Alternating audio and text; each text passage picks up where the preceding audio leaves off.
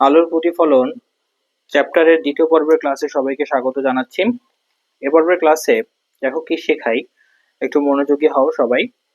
দর্পণ দর্পণ কাকে বলে? যে পৃষ্ঠে আলোর নিয়মিত প্রতিফলন ঘটে তাকে দর্পণ বলে।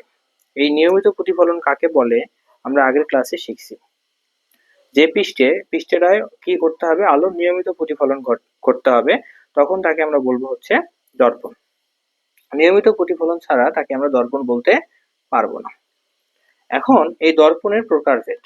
দর্পণ কত প্রকার? দর্পণ হচ্ছে দুই প্রকার, একটা হচ্ছে সমতল দর্পণ, একটা হচ্ছে কি দর্পণ? গোলীয় দর্পণ।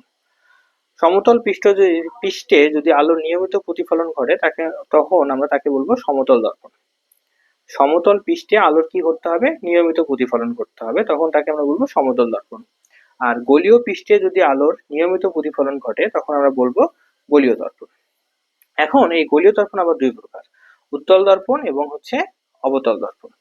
এর পরবর্তী ক্লাসে দেখাবো উত্তল এবং অবতল দর্পণের কাকে বলে এবং চিত্র এঁকে দেখাবো। পরবর্তী ক্লাস দেখার জন্য আমন্ত্রণ রইল। ধন্যবাদ সকলকে।